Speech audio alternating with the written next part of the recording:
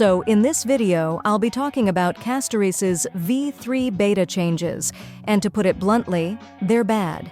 The adjustments she received have frustrated a lot of testers, shifting the conversation from "she's difficult but rewarding" to "why even bother?", which is a huge red flag. The changes haven't just made her harder to use, they've also weakened her damage output, making it difficult to justify pulling for her at all. I'll also be covering Anaxa's V3 beta, though there's not much to say. Save up to 23% on the My Day banner at lootbar.gg. All you need is your UID and server. The link is in the description. When she was first introduced, Castores had obvious issues. Her DPS cycle was overly complicated, making her hard to use effectively. Autoplay was a complete mess, making her a terrible pick for anything automated. And on top of that, her team-building options were extremely restrictive, leaving her with almost no viable healers or supports. Some people argued that this wasn't really a problem, that she was simply a high-skill, high-reward character, meant for players willing to put in the effort. But now that we're 3 versions into her beta, guess what the developers have changed? The exact same things people complained about from the start. The difficulty was toned down slightly. Autoplay was tweaked, and more healers became usable with her. But instead of making her better, these adjustments came with a brutal cost, a major DPS nerf that affects her at every Eidolon level.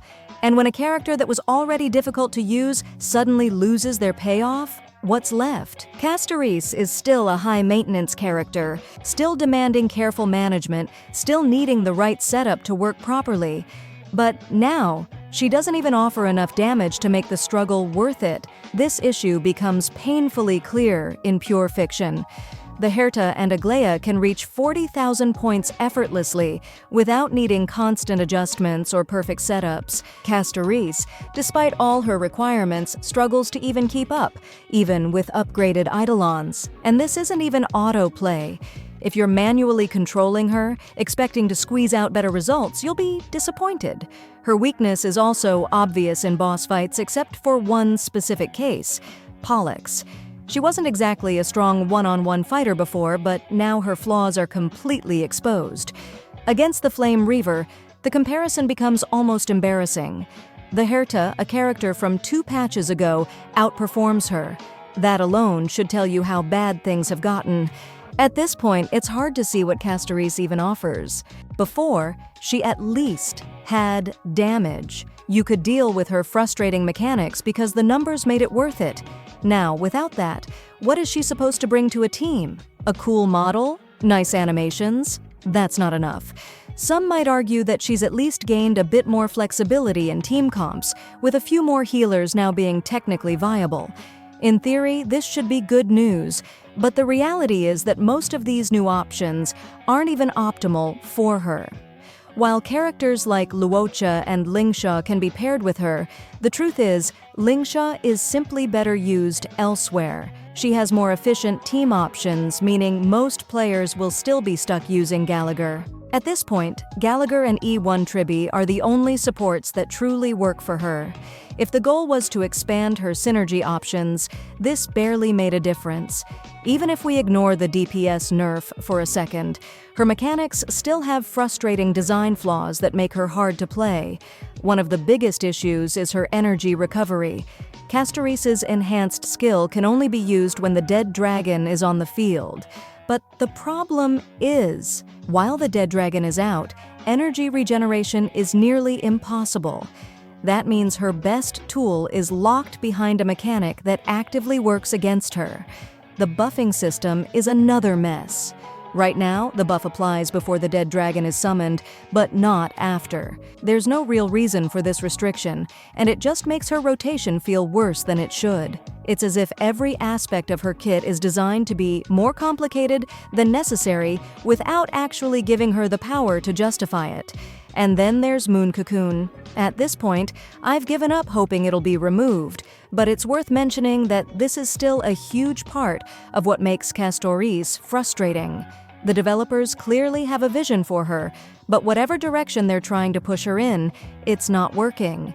The worst part is that time is running out. If these problems aren't addressed soon, she's going to be released in a state where she simply isn't worth pulling for. Right now, there is absolutely no reason to invest in her when other DPS units are stronger, easier to use, and far less frustrating. This isn't just a case of, well, she's niche, or she takes time to master. If a character demands effort, there needs to be a reward that justifies it. That's how risk-reward design is supposed to work. Right now, Castores is all risk, no reward. The only way to salvage this is a major DPS buff in version 4 or later. Without that, she's going to be completely overshadowed. Her team-building limitations, her clunky mechanics, her energy issues, these are all problems, but they could at least be manageable if her output justified the struggle. Without that, she's just an underwhelming, difficult-to-use character with no reason to exist. The question is, will the developers actually listen? We've seen last-minute changes before, so there's still a chance for adjustments.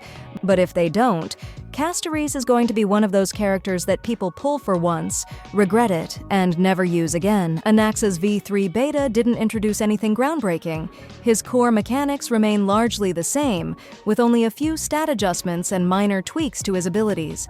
The biggest shift is in his base attack, which was nerfed by about 7%, lowering his overall raw damage output.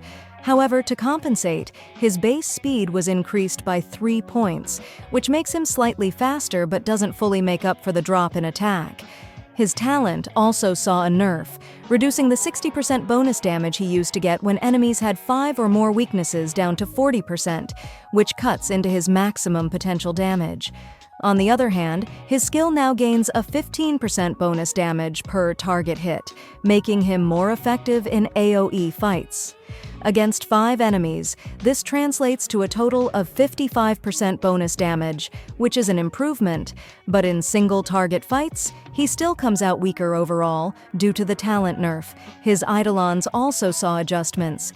E2 was completely revamped and now applies a 20% resistance reduction to all enemies, which improves his team utility. Meanwhile, his E4 was nerfed, but his E6 got a buff, allowing for better long-term scaling in fights where he can apply multiple debuffs. At the end of the day, these changes don't dramatically alter how Anaxa plays. His AoE performance improved, but his single-target damage took a hit, leaving him in a similar position to where he was before. Whether he gets more meaningful adjustments in V4 beta remains to be seen, but for now, he's mostly the same unit with slightly different strengths and weaknesses. So, what do you think? Is there still hope for Castores? Or is this just another case of a character getting nerfed into irrelevance before they even launch? Let me know in the comments. And if you want updates on any last-minute changes, make sure to subscribe, because with how things are looking, this might not be the last time we talk about this. Save up to 23% on the My Day banner at lootbar.gg. All you need is your UID and server. The link is in the description.